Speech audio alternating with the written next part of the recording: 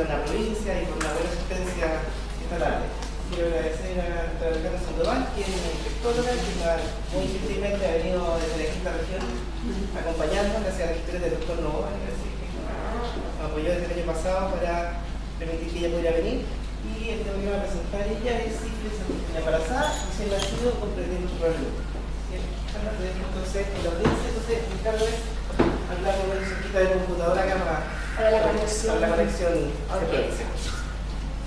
Muchas gracias, me ha gustado ver varias caras conocidas. Hasta hace poco pertenecía acá a Santiago, pero ahora ya pertenezco a la quinta región.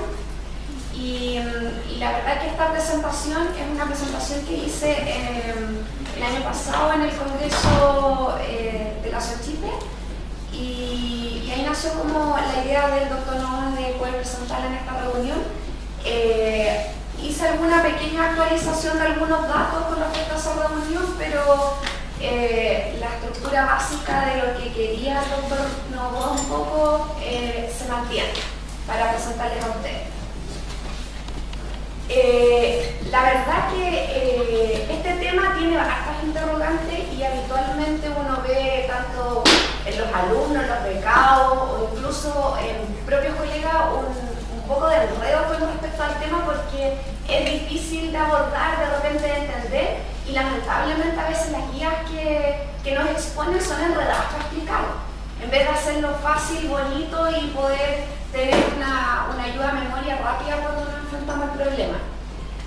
Hay varias interrogantes al respecto, como las que ustedes ven ahí, que se transforman en una gran interrogante, como iniciar el estudio, qué examen solicitar, el seguimiento de los pacientes, cuándo confirmar y descartar, la derivación y programas vigentes, el tratamiento y seguimiento de los casos. Eso es como, en el fondo, desde la pediatría del día a día finalmente. Inicialmente parte de un tema del punto de vista neonatal y después ya de la pediatría en general.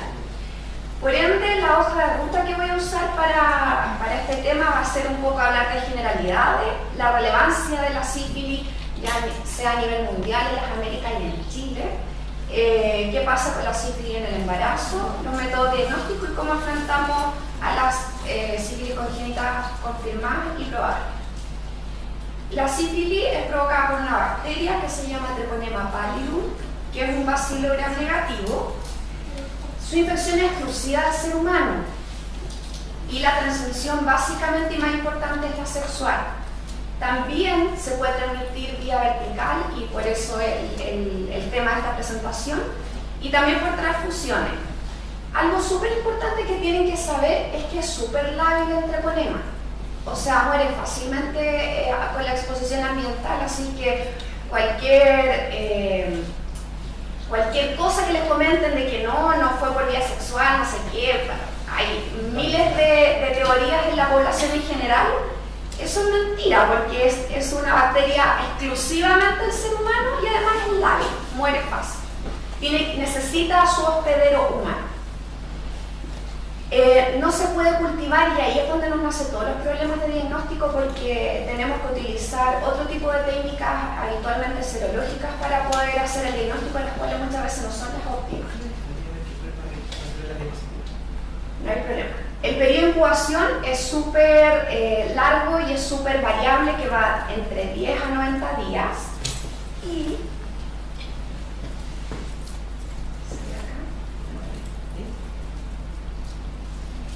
y algo que nos da muchos problemas muchas veces para entender es la clasificación de la sífilis, pero algo así súper simplificado tienen que saber que está la sífilis dentro de la adquisición de los adultos, está la sífilis precoz y la tardía. Dentro de la precoz está la primaria, secundaria, latente precoz y la tardía es la latente tardía y la terciaria y punto, ¿ya? Y la congénita se clasifica en dos tipos, la congénita precoz y la congénita tardía. ¿Por qué son precoces y tardías? Porque... ¿Continúo? Ya. Porque la precoz, en el caso del adulto, no de la congénita, la precoz es cuando aparecen sintomatología clínica antes de un año de evolución de la enfermedad. Y cuando es sintomatología clínica después de un año de evolución se llama tardía. Y en la congénita es diferente. La congénita precoz es cuando se presentan síntomas dentro de los 2 primeros años de vida y la tardía más allá de los 2 años de vida. Y es mucho más frecuente en el caso de la sífilis congénita precoz, que representa entre el 75 y el 95% de los casos. Aquí está lo que les decía. Y es así como la sífilis del adulto es la sífilis adquirida y la otra es la sífilis congénita. Relevancia mundial. Hay aproximadamente 12 millones de infectados al año, con 2 millones de gestantes con sífilis al año, que ocasionan entre 70.000 y 1,5 millones de sífilis congénita al año, de lo cual esta cifra es responsable del 1,3% de las muertes en los menores de 5 años a nivel mundial. La sífilis congénita es más frecuente que la infección perinatal por VIH en Estados Unidos y en muchos otros países. Y es así como en los últimos años, en este reporte de la CDC de los casos en Estados Unidos, han habido un aumento de los casos de sífilis primaria y secundaria en un 23%, y eso ha llevado de la mano un aumento de los casos de sífilis congénita hasta en un 38%, desde el 2013 y 2014 en adelante aproximadamente. Y este estudio, que está como bastante bonito, que evidencia la muerte de niños y qué factores de riesgo están presentes en estas muertes y como esta proyección al año 2030, vemos que una parte importante de estos fallecimientos ocurren por infecciones, y dentro de las infecciones la que toma mayor peso es la sífilis, mucho más que el VIH. Y actualmente la sífilis es la principal causa mundial de que ocurran 460.000 nacidos muertos al año y 100.000 gracias. Ok. Ahí sí. Y 100.000 nacidos muertos en América. Las áreas de alta prevalencia se les puede atribuir incluso la mitad de todos los muertos innatos, porque hay países que tienen una muy alta prevalencia con cifras que incluso están subdiagnosticadas, y así todos tienen mucha relevancia y mucho peso dentro de las patologías infecciosas. La Organización Mundial de la Salud Panamericana de la Salud estableció el año 95 como meta para el siglo XXI disminuir la incidencia de sífilis congénita a menos de 0,5 por 1.000 recién nacidos vivos. Y el año 2007 decidió que la meta debería ser más ambiciosa aún, y es así como plantearon la erradicación de la sífilis congénita en el año 2015. Sin embargo, aquí me falló la... Ahí sí. Sin embargo, en el año 2014 se detectaron 21,8% de mujeres gestantes con recién nacidos con sífilis congénitas que no recibieron atención prenatal. De las que recibieron atención prenatal, el 43% no recibió tratamiento prenatal y 17% fue tratado menos de los 30 días antes del parto. O sea, lamentablemente, desde el punto de vista de la atención, estamos bastante mal como para llegar a estas cifras planteadas por la Organización Mundial de la Salud. De aquellas pacientes no tratadas, a pesar de recibir atención prenatal, el 15% nunca fue evaluada y el 38,5% se lo convirtió durante el embarazo. Doctora, ¿esas son cifras de Chile o de...? No, estoy hablando global, mundial. Partí hablando a nivel mundial, global. Por ende, la posibilidad de erradicación está lejos de nuestro alcance, sobre todo con el aumento de las incidencias de la sífilis primaria y secundaria en mujeres de edad fértil. Y a pesar de esto, es súper importante saber qué está pasando, porque el Banco Mundial y la Organización Mundial de la Salud citan a la detección y el tratamiento de la sífilis prenatal como una de las intervenciones más rentables disponibles, y así todo, al parecer, se nos está escapando de las manos. Entonces es algo preocupante a nivel mundial. La sífilis materna, después de las 16-20 semanas de gestación sin tratamiento, lleva a una treponemia a nivel sanguíneo que puede llevar al cruzar estos treponemas, la barrera transplacental y ocasionar una bacteremia en ese feto. Y eso puede ocurrir hasta en un 50-80% de los casos de estas gestantes no tratadas. Esto puede llevar a que ocurran 25% de aborto, 25 a 30% de amortinato de este 50-80% de estos fetos y 50% de sífilis congénita. Y como para peor para nuestra realidad es que además estas sífilis congénitas, muchas de ellas, la gran mayoría son asintomáticas. Entonces, además existe un subdiagnóstico ya cuando el recién nacido, en el fondo ya nació y que eventualmente uno lo quiere evaluar, no tiene muchas veces posibilidad desde el punto de vista clínico de diagnosticarlo porque muchos de ellos tienen diagnóstico confirmatorio serológico. Y solo el 40% de las sífilis congénitas son sintomáticas.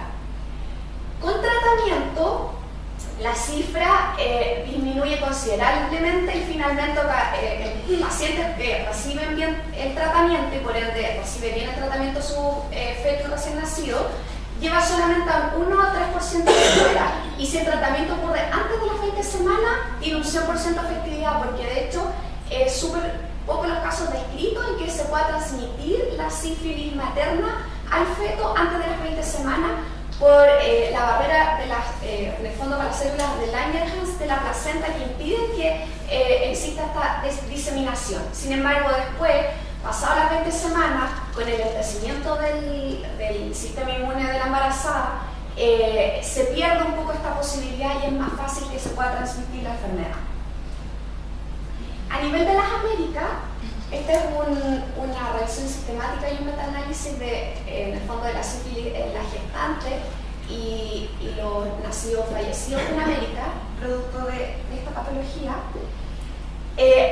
Vemos que en relación a las mujeres expuestas a sífilis y versus a las no expuestas, existe una clara tendencia de que existe mayor riesgo de transmitir la enfermedad obviamente en las mujeres expuestas, y es así como las embarazadas con sífilis tienen una probabilidad de mortinatalidad de 6,8 veces más que aquellas sin sífilis. ¿Y qué pasa en Chile? Esto les traje como los últimos datos en el fondo que están en la página del MinSal, la página epidemiológica del MinSal, donde vemos que hasta la semana 39, que en el fondo corresponde a enero hasta septiembre del año 2017, se han notificado cerca de 4.000 casos de sífilis, en total, sífilis de todos los tipos, lo que da una tasa de incidencia de 21,5 por 100.000 habitantes, lo cual a la misma fecha del año 2016-2015 es un aumento del 21%. Así que realmente esto no solamente ocurre que está aumentando la cifra de sífilis a nivel mundial, sino que también en nuestro país. A vista y paciencia nuestra. Y acá en este gráfico, que en el fondo separa por grupos etarios, vemos que la mayor concentración de las distintas formas de sífilis está en los grupos de edad de 20 hasta 39 años, donde se encuentran las mujeres en edad fértil. Por ende tenemos más riesgo de tener aumento de la sífilis congénita. Y acá tenemos las cifras del total de niños hasta los 4 años, que básicamente el gran peso de esta cifra es por aquellos niños que han tenido transmisión vertical, o sea, sífilis congénita. La situación en Chile a nivel de regiones va variando cada año, pero lo que recopilé en el fondo de lo del 2017, de lo que estaba en la página, era que del total país, y la tasa va en 21,5 hasta septiembre, quienes están sobre esa tasa a nivel país son fundamentalmente las regiones del norte, Arica, Parinacota, Tarapacá, Antofagasta, Coquimbo y la región metropolitana. Y eso hay que tener mucho ojo, porque muchas veces se nos escapa de hacer ciertas preguntas cuando tenemos traslado de pacientes de otro centro. Es súper importante el antecedente epidemiológico y saber de dónde vienen estos hijos de madres que probablemente venían de estas regiones de alta incidencia, o hoy en día el problema que son los inmigrantes, que tienen cifras muchísimo más altas de hecho de nuestra realidad país. Hasta en septiembre del año pasado, las gestantes con sífilis corresponden al 20% del total de mujeres contagiadas con sífilis, y la sífilis congénita fue un 0,4%, se habían acumulado hasta esa fecha 16 casos, que venían fundamentalmente del norte, Metropolitana, Valparaíso, Maule, Biobío y Araucanía. En este gráfico, en conjunto con esta tabla, podemos ver que las cifras en el caso del gráfico vemos que la sífilis gestante ha ido disminuyendo un poco desde el 2014, lentamente se queda estancado, pero las cifras de sífilis congénita se mantienen relativamente estables. Y esto desde el año 2014 hasta el 2016 se ha mantenido en 0,1 por 100.000 recién nacidos vivos, lo cual hasta ahora estamos cumpliendo la meta inicial que se propuso la OMS de llegar al 0,5 por 1.000 recién nacidos vivos, y la idea es mantenerla o incluso disminuirla más. La mortalidad en Chile ha sido súper variable, lo que nos convoca como es la sífilis congénita. Durante los años 2000 y 2004, el 52% de la mortalidad fue concentrada en el menor de un año y fueron 11 casos de sífilis congénita. No hubo mortalidad en menores de 5 años en estos años, y en el 2010, 11, 12 y 13 hubieron entre 2 y 1 fallecido menores de un año, que eran por sífilis congénita. Sin embargo, hay algo súper importante que mostrar en este gráfico, que la tasa de mortalidad, a pesar de que han ido disminuyendo un poco los casos, por ejemplo, de gestantes, pero la tasa de mortalidad, como del 2011 en adelante, lo cual va de la mano muchas veces en que la mayor carga de esta enfermedad se encuentra en los pacientes de VIH, y con ello estamos teniendo problemas también con los pacientes que son inmigrantes. ¿Qué factores de riesgo materno para adquirir sífilis son importantes, descritos tanto en la literatura internacional y descritos también en la poca literatura que tenemos nosotros publicados acá en nuestro país? El abuso de sustancias, el embarazo no controlado, el que se tenga otras enfermedades de transmisión sexual, la infección por VIH, la adolescencia, el comercio sexual, múltiples parejas sexuales y el que la pareja no sea tratada. El embarazo controlado es de bastante peso, y de hecho en este estudio no publicado, sino que presentado en el Congreso Chileno de Infectología del 2014, la doctora Reyes, a lo mejor conocida por algunos de ustedes, presentó estos datos y vio que de 70 binomios con sífilis congénitas confirmadas, las características como factores de riesgo de más peso eran los embarazos controlados en un 66% y en un 85%, la detección de la sífilis en esa embarazada al momento del parto o la seroconversión en el último trimestre de embarazo. Por ende, de estos datos podemos deducir de que el control del embarazo y el tamizaje precoz podría reducir la incidencia de muerte perinatal y fetal y de los casos de sífilis congénita.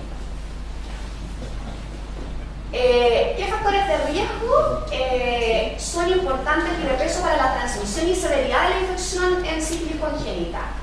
Existen muchos, pero los sinteticé en estos que son los más importantes: la etapa evolutiva de la enfermedad de la madre, la edad gestacional al momento de la infección, la respuesta inmunológica de la madre, la carga de treponemas que infectan al feto y el tratamiento de la madre. Lo voy a desglosar uno por uno.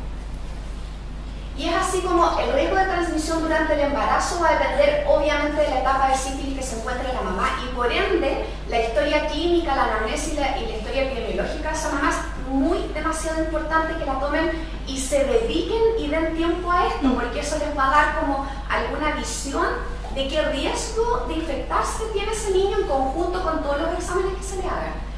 Y es así como las etapas de sífilis precoz, primaria, secundaria y latente precoz, son los que más en riesgo, y sobre todo la secundaria, el que más riesgo tiene de poder, si la mamá está en esa etapa, transmitir a su feto. Ya después, en etapas más tardías, menor el riesgo, y a pesar de que aquí está escrito la sífilis terciaria, que no se dispone una evidencia que descarte o confirme, la literatura describe que puede transmitirse hasta en un 8%.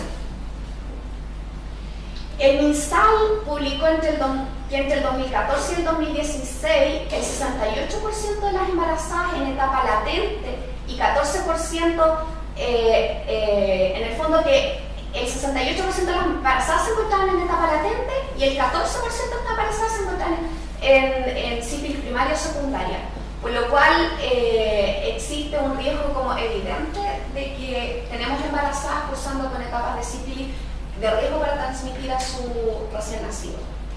¿Qué pasa con la edad gestacional y la respuesta inmune? Cuando uno adquiere la sífilis en etapas precoces o la preconcepción en el primer trimestre del embarazo, la respuesta inmune materna logra frenar la carga de treponemas. ¿Por qué? Porque el treponema es una bacteria que es bastante lenta en replicarse y en avanzar en su infectividad. Es como bien poco capaz de estar avanzando y ser súper infectiva, a no ser que haya una carga tremenda de treponema. Por ende, en estas etapas precoces, cuando todavía la respuesta inmune materna se encuentra óptima, logra frenar esta carga de treponema y evita que lleguen al feto.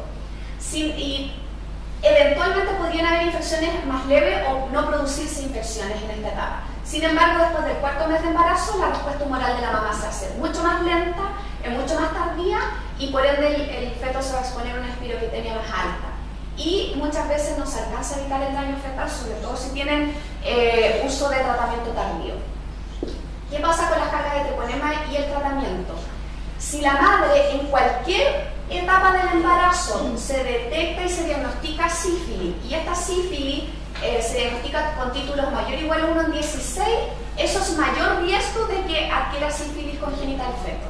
Por ende, no solo importa en la etapa de embarazo en que se encuentra la mamá, no solo importa la etapa de sífilis que tenga la mamá, sino que también la carga o los títulos serológicos que tenga la mamá en el momento del diagnóstico. Y obviamente lo otro que afecta es el intervalo corto entre el tratamiento y el parto, que sea menor de 4 semanas.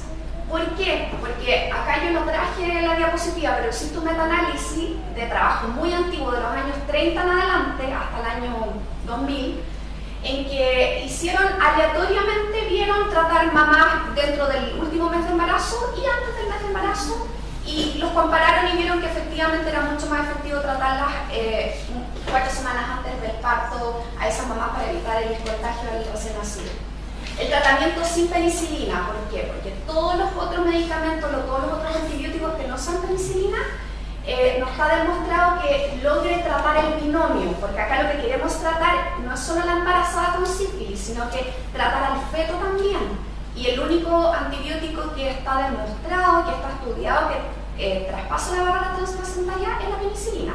Los macrólidos no, y por ahí sí han hecho estudios con la cefalosporina tercera generación en aquellos momentos que tuvimos esto crítico de penicilina a nivel mundial.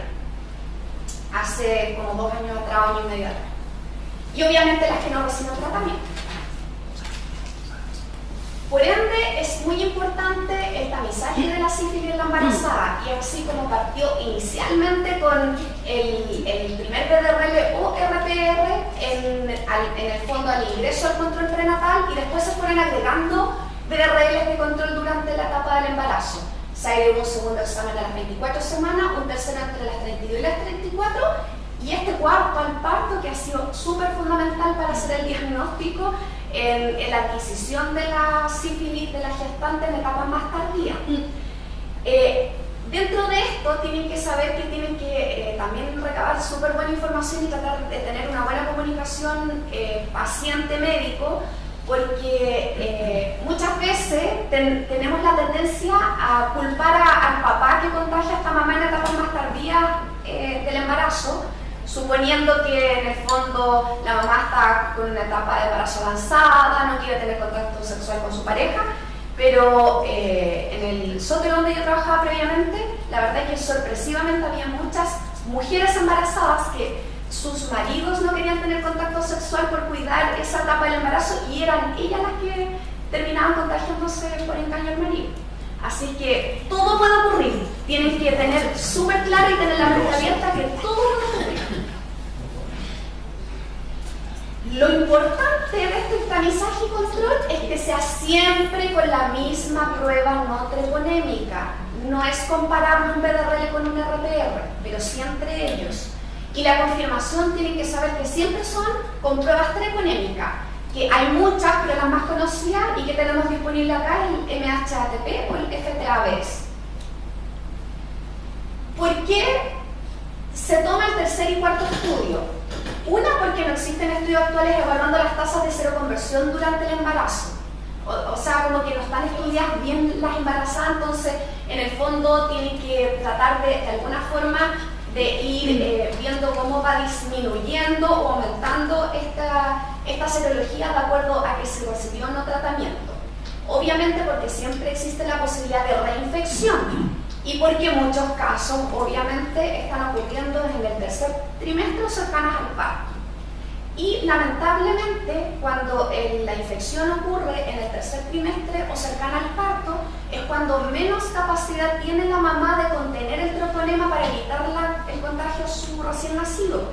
Y es donde más probablemente estos fetos van a nacer con sífilis congénita sintomática. Y este es otro como tips y como mensaje importante, que ninguna madre puede ser dada de alta en puerperio sin el resultado de su BDRL del parto. Y esto es demasiado relevante y tómenselo muy a pecho porque además es norma nacional desde el 2010, está dentro de la norma sífilis VIH. Y también cuando estaba en el Sotero me tocó el caso de una paciente de 8 meses y llegó con un BRS, con una bronquiolitis, que se hospitalizó el lactante, que la mamá a esas alturas, nació esta bobita en una clínica privada, pero en el fondo en una clínica privada como más de las afueras de Santiago, y en ese momento a la mamá le avisan de la clínica que tenía un examen positivo en el momento del parto. Y la mamá se dijo, uy, pero esto debe ser importante. La niñita de 8 meses ya tenía neurosífilis. Solo porque no se dio ese BDRL en el momento del parto de la mamá, si no se habría evitado con el tratamiento. Así que eso es deber de nosotros y es deber de enseñárselo a los becados y a los internos que andan hinchando ahí con el BDRL del parto. Una consulta, ¿puede ser al momento del parto solamente el RPR? Sí. ¿El RPR negativo es lo mismo que un RPR negativo en sentido de términos es suficiente? Sí, es suficiente. Sí, lo importante es que haya tenido el mismo seguimiento idealmente. Que va a tener BRL inicialmente, lo más probable que sea BRL y el último va a ser un RPR, esa es mi pregunta. No en todas las partes, no en todos los hospitales es así, en algunos hospitales al revés. Porque a veces los consultorios periféricos tienen RPR cualitativo, o sea, positivo o negativo, y de acuerdo a eso los derivan al centro más grande donde les toman BRL cuantitativo. Pero no, ambos son confiables. Sí, eso es importante, que ambos son confiables. Y de hecho, muchas veces pueden ser los RPR cualitativos, los positivos y negativos pueden incluso tener más falsos positivos porque es tamizaje más universal dentro de los consultorios, entonces tienen que asegurarse de lograr diagnosticar a todas las gestantes en el fondo y los pacientes en regla.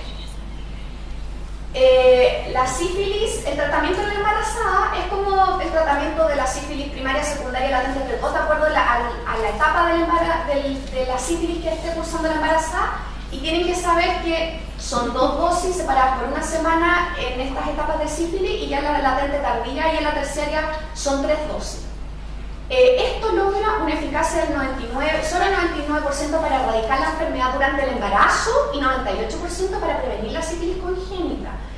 Cuando uno dice el tratamiento dado antes de las 4 semanas antes del parto, esto tiene que ser contado la última dosis de este tratamiento, no la primera dosis. Y los antibióticos alternativos ya lo conversamos previamente. El tratamiento es bastante efectivo, es súper bueno, y es así como hay estudios que en el fondo han visto en las distintas etapas de la sífilis cómo logra disminuirse los títulos en forma efectiva de acuerdo a cuántos días han pasado de tratamiento.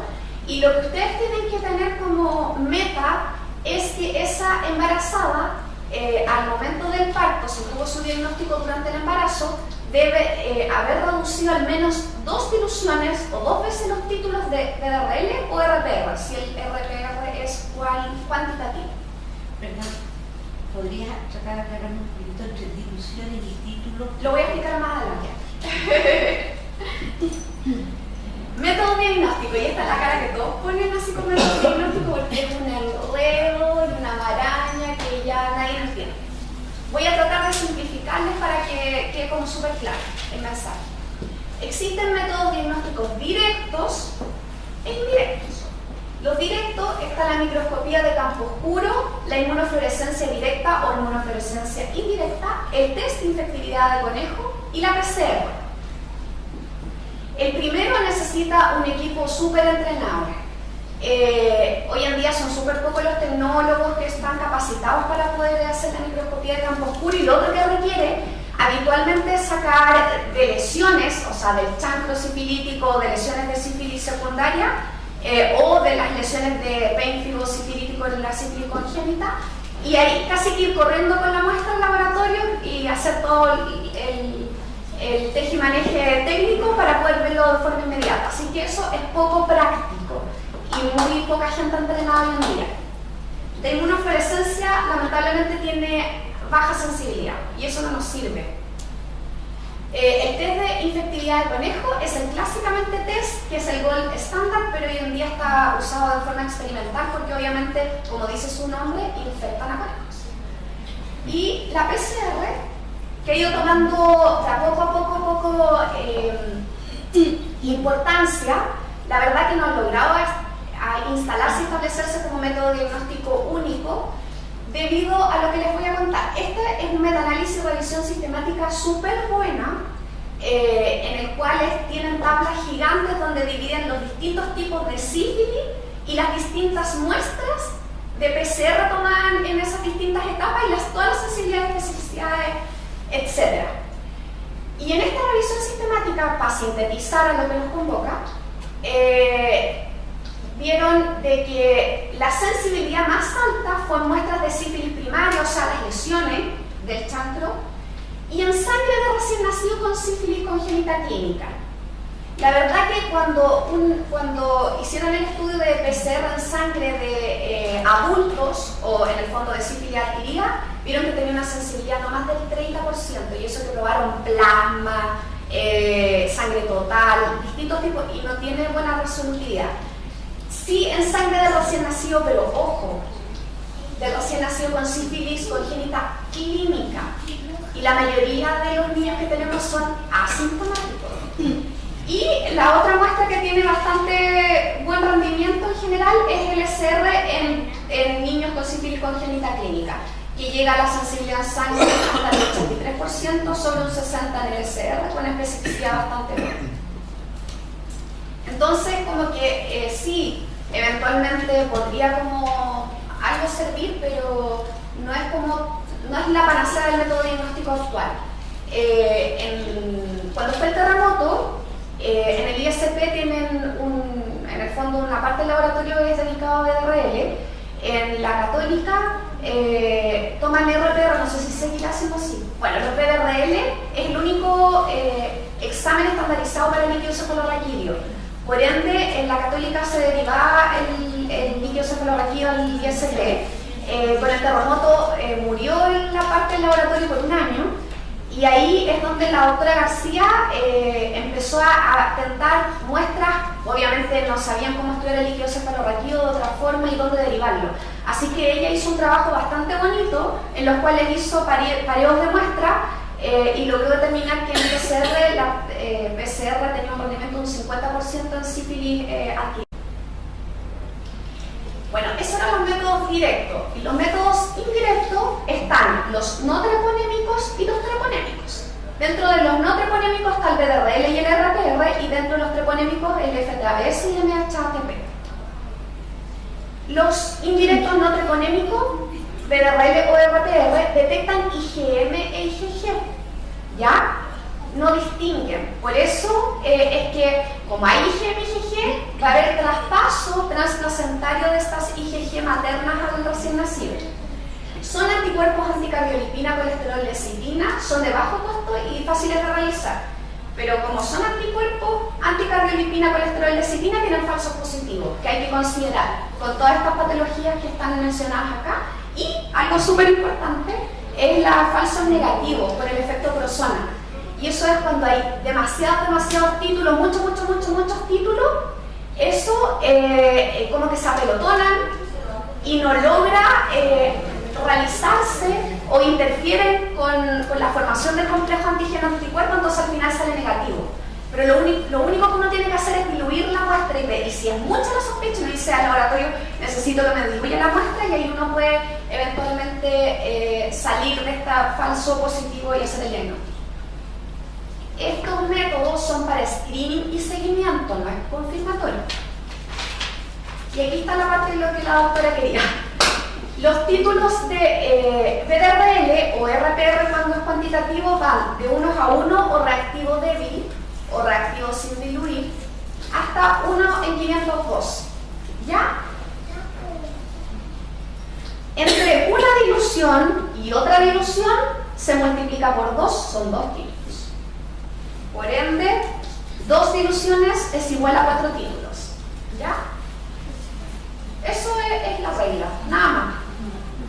Lo que pasa es que en la confusión yo sé que entra porque en la guía de transmisión vertical mezclan los conceptos. De repente hablan de dilución, de repente hablan de título, entonces al final no se entiende nada.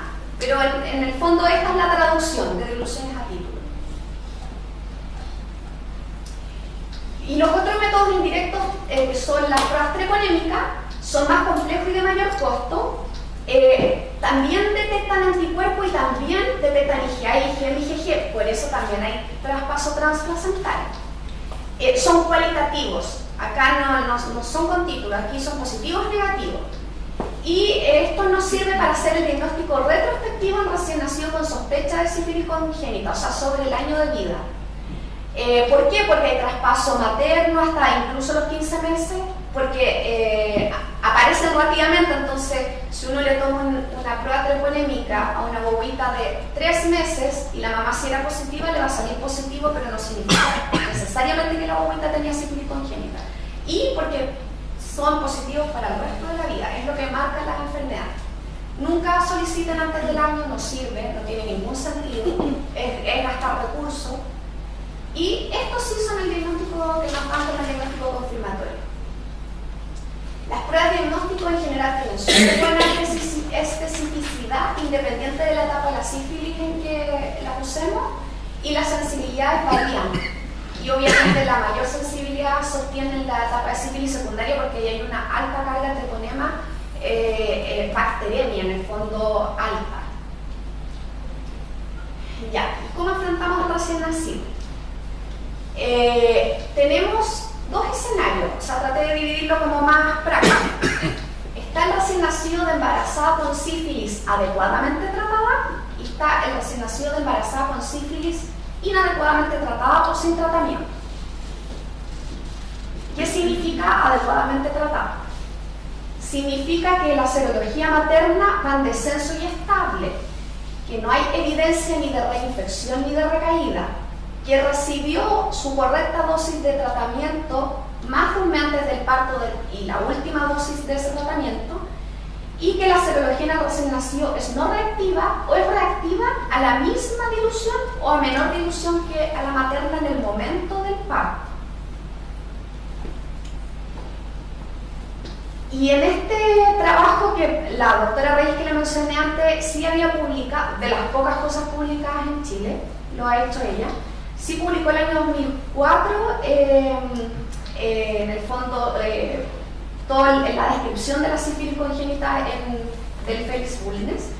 Y aquí es donde se puede ver que en el fondo las madres adecuadamente tratadas, finalmente cuando se hace el seguimiento de los recién nacidos, más allá del año de vida, a los 15 meses, el 100% de las pruebas treponémicas son no reactivas. O sea, en el fondo, el adecuado tratamiento confirma que realmente estos recién nacidos no van a tener la infección.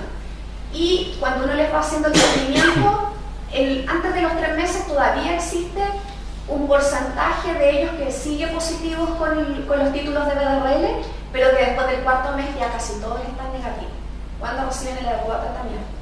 ¿El tratamiento de la pareja también se considera esto? Dentro de la norma nacional sí. Dentro de la norma nacional sí. En realidad el peso que tiene no es tanto, pero sí hay que considerarlo como antecedente epidemiológico. Porque aquí estamos hablando en el fondo básicamente y exclusivamente de la madre.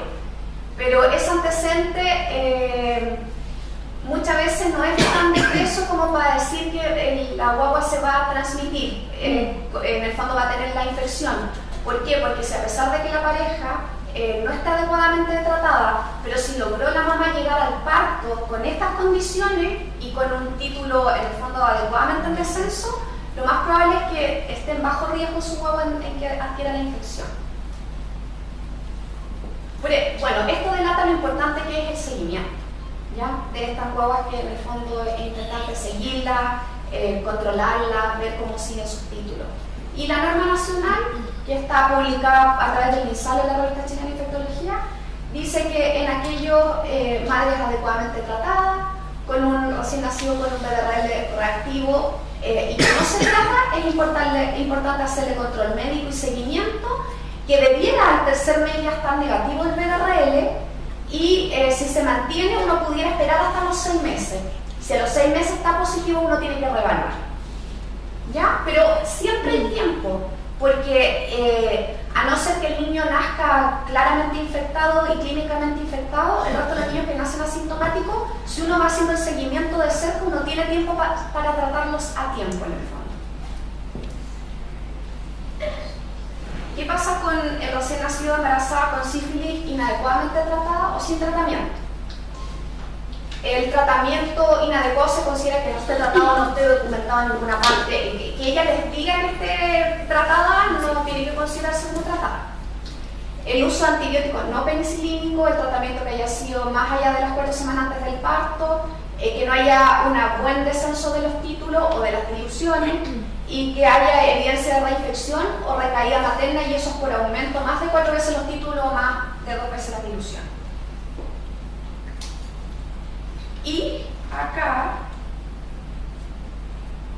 bueno, acá es para mostrarle un caso del Hospital Centro de Retiro en que trabajaba, de una guagua que nació con una sífilis congénita clínica, con pénfigo sifilítico, tenía bulas en las 4 extremidades que después se rompieron, tenía secreciones purulentas, tenía una hepatoesplenomegalia gigante, tenía esas lesiones maculares enrojecidas o levantadas, un niño súper afectado que nació 32 semanas. Y este es como el caso que es súper fácil, pues acá nadie tiene duda de lo que hay que hacer. Y obviamente en estos casos que son sintomáticos, habitualmente tienen la serología compatible y obviamente hay que ver cómo está el líquido cefalorraquídeo porque muchos de ellos pueden hacer neurosífilis también.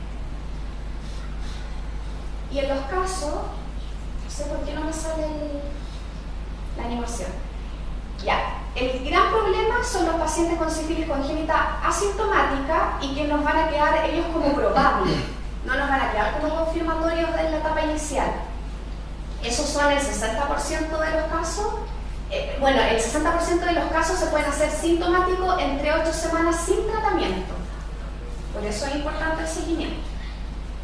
¿Qué pasa volviendo a los niños sintomáticos o que tienen serología compatible o BDRL positivo en líquido cefalorraquídeo? ¿Qué significa serología compatible? Significa que al momento del parto, el BDRL periférico del recién nacido es 4 veces los títulos o 2 diluciones por sobre el BDRL del parto de la madre. ¿Ya? Eso es la comparación que tienen que hacer. Eso o que esté el BDRL positivo son diagnósticos confirmatorios. El diagnóstico de una sífilis congénita que sea clínica, del punto de vista de notificación, no sirve si no tenemos la serología. Nosotros podemos decir, obvio, es clínico, pero pueden ser otros tipos de TORCH, también otros tipos de infecciones congénitas. Entonces tenemos que, para hacer la notificación, tenemos que tener la confirmación del punto de vista de examen. Bueno, y acá nadie tiene duda que tienen que hacer evaluación, tratamiento y seguimiento, como dice la norma. Cosas que no tienen que olvidar. obviamente de pedir el BDRL y citoquímico en líquido cefalorraquídeo.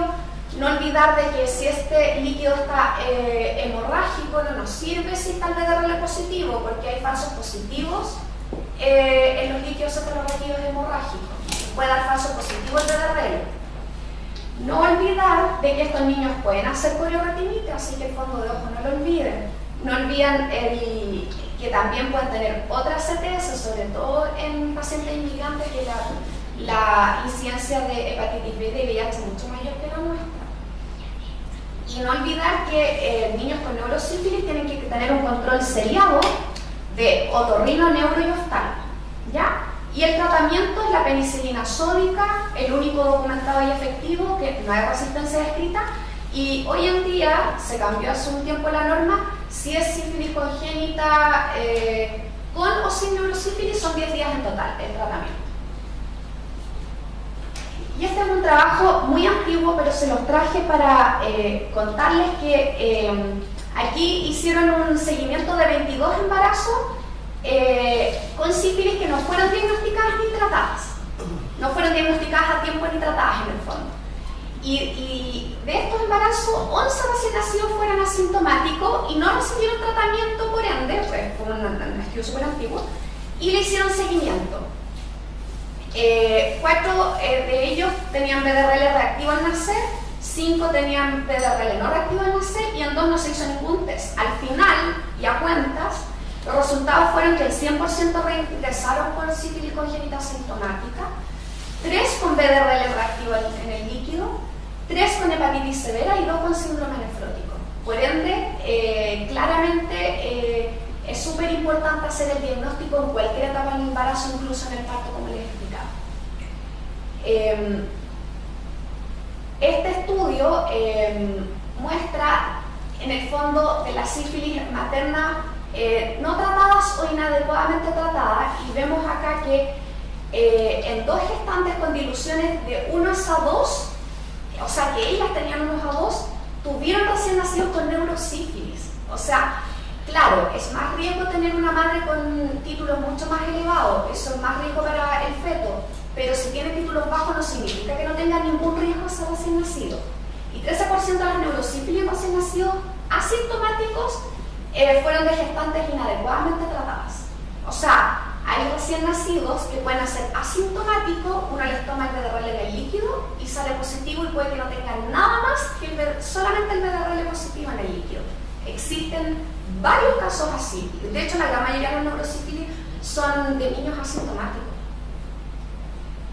Y volviendo al trabajo de la doctora Reyes, que publicó en el 2004, vemos que en el fondo en los pacientes inadecuadamente tratados y sin tratamiento, el 100% de ellos fue reactivo en la prueba treponémica a los 15 meses cuando eran sífilis congénita asintomática, y un 12% finalmente fueron reactivos de la prueba treponémica cuando eran sífilis congénitas asintomáticas. Y este es un trabajo reciente del doctor Sánchez, Pablo Sánchez, que yo creo que muchos de ustedes conocen. Y acá, en el fondo, lo que quiso ver qué pasaba con aquella sífilis congénita en recién nacidos con pruebas no treponémicas no reactivas. Y aquí hay algo interesante, porque acá tenemos todo el historial, bueno, de los niños, de las madres, las distintas etapas de sífilis de la mamá, los distintos RPRs que tenía la mamá en el momento del parto, y vemos que en estos recién nacidos que tenían pruebas no treponémicas no reactivas, se le hicieron otros tipos de test, y en esos otros tipos de test, ya sea una IgM por inmunoglot, o sea que tenía mucho mejor sensibilidad, o PCR de mucho mejor calidad también, de las que hasta ahora habían existido, vemos que aquí sí encontraron que habían positividad. Entonces hay incluso pacientes que a lo mejor se nos están pasando y que a lo mejor tenemos falsos negativos con las serologías actuales que tenemos para hacer diagnóstico. Y es así, bueno, el tratamiento del recién nacido por ende dependerá más del... Por eso importante la historia epidemiológica del binomio de la mamá, porque finalmente el recién nacido va a depender su tratamiento de la historia materna más que del resultado de la prueba serológica.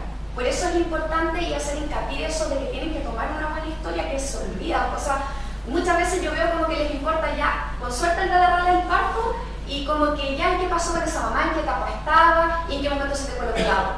No preguntan esas cosas y eso es demasiado relevante. De hecho, acá incluso lo que yo destaqué es que en este caso era una mamá con una sífilis latente, tardía, o sea, menos riesgo de infectar al feto, con un RPR no reactivo en el parto, la mamá, que fue tratada menos de 4 semanas antes del parto y que su recién nacido tuvo un test molecular positivo. ¿Qué pasa con la sífilis congénita asintomática de los casos probables? Finalmente, estos casos, al final se les va a hacer evaluación, tratamiento y seguimiento como toda la sífilis. Lo que pasa es que no las vamos a poder notificar al tiro. La notificación tiene que ser finalmente con la prueba treponémica al año, a los 15 meses de edad. Pero al final hay que manejarlas igual que los casos sintomáticos como les mostré previamente y no olvidar que muchos de esos que son casos probables finalmente se confirman o confirmados si tienen un BDRL positivo en el gliocefalorraquídeo, que los controles médicos y de BDRL según la norma son a los 2, 3, 6 y 12 meses de vida. Si el BDRL permanece reactivo en 6 meses se debe reevaluar, incluso con PL. A los 12 meses la norma dice que hay que tomar las pruebas treponémicas y si tiene neurosífilis no olvidar que hay que tomar los BDRL del líquido a los 6 meses. No vale la pena antes porque es tan larvado y tan lento el proceso del treponema que eventualmente al mes si lo controlan puede salir positivo, pero no significa que no hubo efectividad del tratamiento. ¿Y qué medidas epidemiológicas tienen que tomar? Las lesiones mucocutáneas son muy contagiosas, Deben usarse precauciones estándar y guantes hasta 24 horas después de completar el tratamiento. Ya, esto tenganlo súper presente porque, como desde el punto de vista de IAS, es bastante importante. ¿Eso es lo sintomático o en todos? Los sintomáticos, ellos van a ser los que tienen lesiones de leishmania, los asintomáticos no hay clínica en el fondo. La notificación es obligatoria y diaria. Por ende, el recién nacido que está confirmado en el momento de ser recién nacido, inmediatamente se tiene que notificar. Y hay otros métodos que uno puede utilizar, como la microscopía a campo oscuro, la PCR o la IgM, en el caso como el doctor Sánchez Luzán. En algún momento existió en algunos laboratorios la IgM acá en Chile, pero hasta donde yo sé ahora ya no está disponible porque tenía muy baja sensibilidad. Había un 25% de los casos que salía negativo y igual eran positivos. Y en la mayoría de los casos van a estar en esta situación, que el diagnóstico confirmado en el lactante va a ser al año de vida. Por ende, es súper importante el seguimiento serológico, clínico y de la prueba treponémica al año de vida. Como conclusiones, considerar que a pesar de ser una patología muy antigua y milenaria, aún está adquiriendo mucha relevancia a nivel mundial por su incidencia y mortalidad. El tamizaje, control precoz del embarazo y adecuado tratamiento previene la sífilis congénita, es súper rentable desde el punto de vista del Banco Mundial, como les expliqué. Siempre hay que realizar un esfuerzo en precisar qué etapa clínica para mejorar el tratamiento, pronóstico y seguimiento correspondiente. En alto porcentaje las embarazadas se diagnostican con sífilis al tercer trimestre o al parto. Por ende, no olviden por favor el BDRL del parto de la madre. La sífilis congénita sigue siendo muy prevalente y causa importante morbimortalidad. Los recién nacidos de gestantes inadecuadamente tratadas o no tratadas se deben estudiar y tratar. El seguimiento se realiza siempre con la misma prueba no treponémica y el diagnóstico se confirma con pruebas treponémicas. Y aún existe la necesidad de mejorar el diagnóstico para, en el fondo, cumplir esta meta de la OMS de la erradicación de esta enfermedad que nos estamos más alejando que acercando. Y esto para que no olviden que se viene el cuarto curso de infecciones neonatales en abril, el 20-21 de abril. Uno de los expositores es Salinas, que está aquí presente.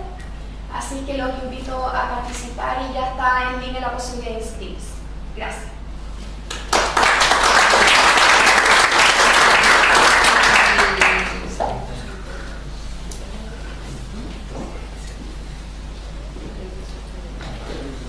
Bueno, yo quería felicitarte porque has logrado, yo diría, exponer los puntos más importantes de este problema, que es problema, ¿no es cierto?, latente en Chile.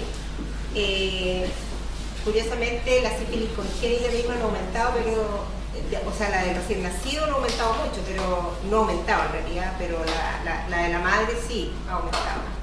Eso tiene que ver con la forma, ¿no es cierto?, a lo mejor en que manejamos al recién nacido con los antecedentes y la forma en que se está previniendo la madre. De la experiencia que nosotros tenemos en puerperio, por lo menos en los hospitales públicos, es que el principal problema es que muchas veces los BRL no se hacen porque los embarazos no son controlados. Entonces tenemos historias de embarazos no controlados con BRL que no se hace o se hace uno, o sea, que es el del medio. A veces son embarazos controlados muy tardíamente. Así que tenemos problemas de no hacerse el examen o no tener el dato. En general la mayoría de los consultorios hacen BRL y en las maternidades RPR. Entonces ahí también tenemos tipos distintos. Y lo otro que tenemos, que ahí aparecían como escenarios muy claritos. Nunca el escenario es claro. Siempre es un escenario distinto. Yo diría que hay infinitos escenarios para analizar el problema de la sífilis de la mamá, de los exámenes que tiene, en qué etapa está y qué va a pasar con el recién nacido. Entonces, yo diría que el análisis debiera ser caso a caso y no debería ser generalizado nunca, porque cada caso es un escenario distinto y no siempre es fácil llegar al momento de decidir qué hacer y cómo interpretar los resultados. Tampoco de repente no tienen fácilmente 1 a 16 o 1 a 32, que uno quisiera que aparecieran siempre esos valores así como tan, ¿no? Están en 1 a 8 y el recién nacido tiene 1 a 2 y la pareja no se trató. El doctor lo planteó. Muchas veces, yo diría que la gran mayoría de la pareja no es tratada y la madre sí. Y a veces no tenemos BRL después. Bueno, eso es planteando la cantidad industrial de problemas que tenemos en puerperio en relación al BRL. Pero tú planteabas, doctora, algo que es súper importante decir. El RPR que se toma en la maternidad es responsabilidad del neonatólogo. Anotarlo en la ficha del recién nacido es la única manera de que no se vaya ni un recién nacido sin el RPR. Porque yo creo que no se debería ir. Nosotros postergamos altas porque el RPR todavía no llega. Y mala suerte. No aparece, se lo toma de nuevo la mamá, pero no se va. A pesar de que probablemente no hay ni un problema, pero no se va. A pesar de que han tenido BRL todos negativos en el embarazo, no me importa, no se va. Yo creo que es una decisión que hay que tomar mirando un poco todo lo que ha expuesto, que es muy importante, ¿no? Pero ese concepto lo tenemos que tener el equipo de salud. La matrona que se preocupa del recién nacido, ¿no es cierto? El neonatólogo, el becado que está pasando por neo, en puerperio, el interno, etcétera. O sea, yo creo que eso es una manera, digamos, de manejar el problema que se educa desde muy chicos, ¿ya? Porque las pocas veces que ha habido, ¿no es cierto?, recién nacidos dados de alta con problemas después de sífilis, han sido RPR que nos han visto. Y eso es gravísimo. No, es súper importante. Toda la razón, eso que hay que verlo caso a caso, porque al final son miles de escenarios. Yo traté de colocar así a grandes rasgos, porque uno no va a poder clasificar los 100 o miles de escenarios que hay. Y es importante tener en cuenta de tener un comité de sífilis en cada hospital, de conversar los casos, de tener el feedback de los adultos o de quien está a cargo de la ETS. Eso es muy importante, ese feedback, porque uno va como sabiendo en global la problemática o qué pasa con el binomio mismo y qué masivo. La doctora quería Bueno, felicitarte por la exposición, porque la verdad es que yo tenía puntos aquí anotados con dudas y están prácticamente todas resueltas. Bueno. Así que eso ha sido súper bueno. Un pequeño comentario con respecto a la estadística, que es una de las cosas que a mí me preocupa. Nosotros tenemos el Comité de Erradicación del Estado, y la verdad es que nosotros tenemos casos de sífilis clínica y tenemos casos de sífilis confirmada. De partida, el primer comentario es que la notificación diaria no es tan así, en términos de que ahora necesariamente tiene que pasar por el comité de sífilis, porque se están notificando muchos casos que no correspondían. Entonces, finalmente, se está haciendo a través del comité de sífilis, que se notifica un poco más tarde, aunque uno tenga el diagnóstico de sífilis congénita confirmada. Solo para no perder el punto, en la teoría, como el MinSal pide la notificación diaria, pero el MinSal no es por decir, en el fondo el MinSal dice notificación diaria cuando se coloca el sello. Y eso puede ser después de hacer el comité de sífilis. Exactamente. Así que eso está bien, pero tiene que haber el concepto de que se tiene que notificar diariamente, aunque sea algo un poquito más tranquilo. Y lo que a mí me preocupa es que muchas veces hemos tenido niños de altísimo riesgo de sífilis congénita. Me explico, embarazadas en otra edad, que llegan con título al parto en ese momento bastante alto, y uno parte inmediatamente el tratamiento con el niño, son sífilis adquiridas en el último periodo del embarazo, y uno parte con penicilina. La pregunta que uno se hace es: ¿esta sífilis de este niño alcanzó a responder? ¿No le hace un tratamiento precoz con una sífilis congénita? A la larga van a haber muchos casos en que nosotros no hacemos el diagnóstico, y hay muchos niños que reúnen muchas condiciones para tener el diagnóstico y no van a ser diagnosticados. Por lo tanto, creo que nuestra estadística, que yo conversaba con alguna persona colombiana que decía, allá se notifican los que tienen altísimas sospechas, los notifican también, aunque no sean confirmados. Y nosotros sabemos que las confirmaciones de sífilis congénita son muy pocas, son algunas, y hay muchos niños con altísimo riesgo que nunca vamos a saber. Por lo tanto, no quedan, no sé si serán comparables las cifras internacionales. Esa era como mi comentario.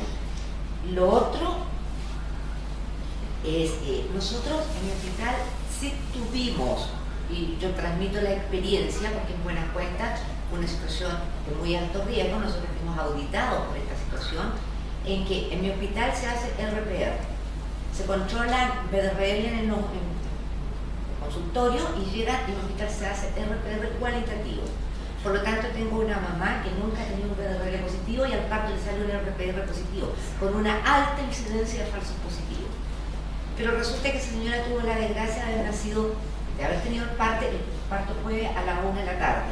Por lo tanto, se tomó el BDRL a las 5 de la tarde, el estafeta partió el viernes a las 12 del día, por lo tanto el examen no se procesó hasta el martes siguiente, porque el lunes en el sótero procesan los del sótero y el martes procesan a los extra. Por lo tanto, nosotros no estamos teniendo una embarazada 4 o 5 días, estamos teniendo a veces 7 días.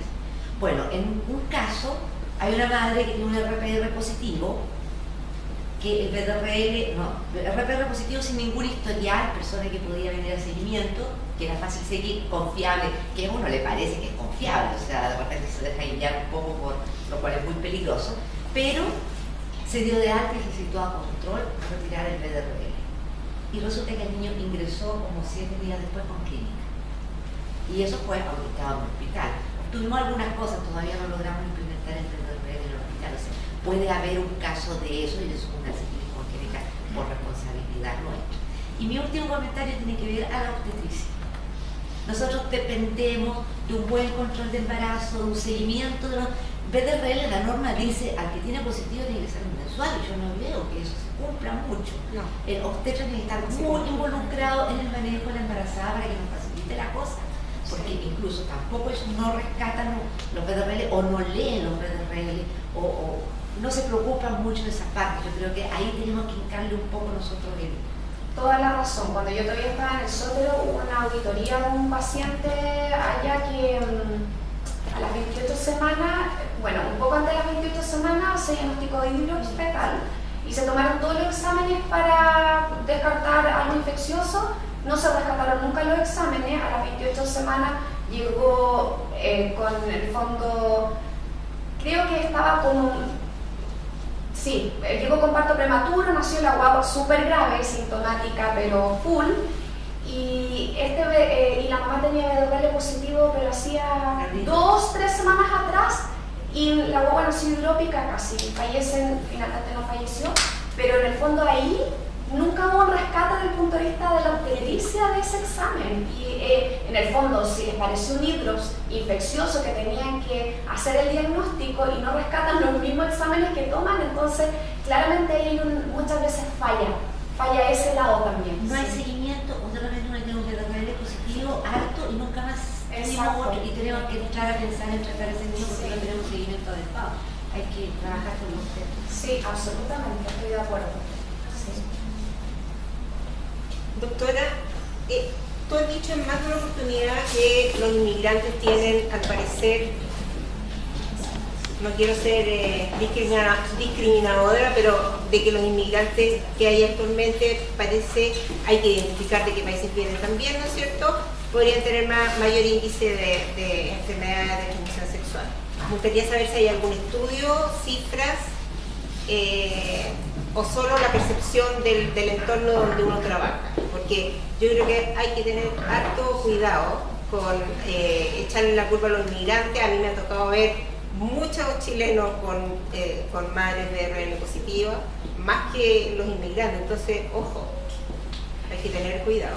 Me tocó hacer una presentación en el Congreso de Infectología el año pasado, que era recién nacido hijo de inmigrante. Y ahí incluso uní en las encuestas CACEN con todas las cifras que hay actualmente, y la mayoría de los inmigrantes que tenemos acá, lejos son los peruanos y después están los haitianos, ¿ya? Y la verdad que las cifras que ellos manejan de enfermedades infecciosas, como tuberculosis en Perú, hepatitis B, HTLV1, son abismantemente muy superiores a las cifras que nosotros manejamos acá en Chile. Pero de lo que tenemos, es que eso no dice mucho, porque tiene que ver con lo que viene acá a Chile, no con lo que hay allá. No, Y si justo llegan los que no están contagiados. no, porque la cifra es que por lo menos las madres, las embarazadas haitianas en general, el 50% tienen VIH positivo. Son cifras duras que son de allá de Haití. Claro, eventualmente a lo mejor justo vienen las que no, pero la posibilidad de que el 50% no venga a Oye, perdón, pero hay que ser súper estricto. No. Yo dime si a ti te parece que de lo que tú ves, los haitianos tienen más HIV. Sí, absolutamente. Sí, tengo, bueno, la presentación la tengo. Yo creo que es bueno tener cifras duras. Tengo las cifras por servicio de salud que las puse en la presentación. En estos momentos no recuerdo como los porcentajes, pero tengo las diferencias de cómo ha ido aumentando los años las inmigrantes y cómo ese aumento del caso del VIH es a expensas de los inmigrantes. Yo me gustaría que dieran la fuente y la cifra, no por ser así desconfiando, pienso que lo más probable es que sí, pero lo que quiero decir es que cuando uno dice algo así, tiene que dar el dato duro, así como uno le pide a las investigaciones, ¿no es cierto?, ser lo más objetivo posible. Yo creo que cuando uno habla también de los inmigrantes y de las patologías que pudieran traer... Yo tengo los datos duros, en estos momentos no recuerdo el detalle porque hice la presentación y tengo los datos duros. Este análisis del VIH en las embarazadas, que lo tengo por servicio de salud, son los datos del programa de VIH de cada hospital de ese servicio de salud. Y están representados casi todos los servicios de salud. Está el Metropolitano Suroriente, el Metropolitano Sur, el Norte, están todos. Y la maternidad hasta el momento, como la que tiene la mayor cifra de recién nacido, es el San José. Y de ahí 2/3, ayer recién conversé con la infectóloga allá, 2/3 de los recién nacidos hoy en día en el San José son inmigrantes. Así que las cifras duras están, no es como que cualquier fuente al aire, yo las tengo. Les puedo hacer la presentación cuando quieran, si quieren. Pero en estos momentos no recuerdo la cifra exacta, pero la fuente se sacó de cada persona encargada y con el nombre, lo tengo hasta con el nombre de la matrona, del médico encargado por cada servicio de salud del programa de sífilis VIH. Un pequeño comentario más. En el congreso de este año de neonatología, uno de los módulos vamos a hablar justamente del tema de cómo nos afecta la inmigración en nuestra especialidad dado que es precisamente un tema candente, así que aprovechando, ya les van a llegar los respectivos póster y cosas en relación a la invitación al próximo congreso que nos toca este año, pero para que ustedes sepan que justamente vamos a hablar del tema porque sabemos que es un tema importante y candente. Y lo otro importante es la hepatitis B. Tienen una cantidad de hepatitis B impresionante que de hecho se planteó a nivel ministerial el programa 2020, que en el 2020 eventualmente plantea la posibilidad de a toda embarazada hacer screening de hepatitis B. La verdad que el Ezequiel González Cortés ya partió con ese screening por la alta incidencia y altos casos de hijo-madre de hepatitis B positivo y la mayoría eran de inmigrantes. Las cifras de las enfermedades infecciosas que tienen nuestros vecinos no es discriminatorio para nada, yo no lo hablo en forma discriminatoria, solo que es importante saber la realidad que nos estamos enfrentando hoy en día, porque es una realidad distinta, son recién nacidos que tienen otro color de piel, que las lesiones de piel no las vamos a ver igual y tenemos que aprender esas cosas mínimas. Hablan otro idioma, en el Sotero del Río, madres firmaban por no tratarse el VIH durante el embarazo, no querían darle la CPT a la guagua. En verdad es un problema, y un problema que tenemos que solucionar como salud pública. Pero hay que tener una mirada macro, y hay que, perdona que dialogue, pero hay que tener una mirada macro, y tú avalaste todo lo que tú estabas diciendo con cifras perfectas, con buenos trabajos, impecables. Pero cuando uno habla de que los inmigrantes tienen más, uno también necesita la cifra así, igual, ¿sí? Le da más peso, para mi gusto le da más peso. Un Mazda blanco CX9. Yo. Estamos por finalizar. Ya, yo no la tengo dos preguntas de provincia. Una desde La Serena, que dice habitualmente en la embarazada vemos que el diagnóstico se hace solo con BRL sin la confirmación de prueba treponémica. ¿Es suficiente? No, no es suficiente, tiene que ser confirmado con la prueba treponémica, porque pueden haber falsos positivos de las pruebas no treponémicas. Es que siempre hay que tratar inmediatamente porque muchas veces estas pacientes son derivadas al lugar donde se hace la prueba treponémica, que no siempre, y eso puede pasar mucho tiempo, entonces no hay que perder la oportunidad de tratar. Eso sí. Y la otra consulta, es si el padre no se trató, lo seguimos considerando como antecedente biológico o vamos a tener que igual recibir. Hay que considerarlo como antecedente epidemiológico, pero hay que ver todas las otras variables. Si las otras variables tienen tanto peso para pensar que la mamá no está o que fue suficientemente tratada con evidencia serológica, pierde un poquito el peso de lo de la pareja. Ya, pero vamos a darle el aplauso a la doctora. Muy bien.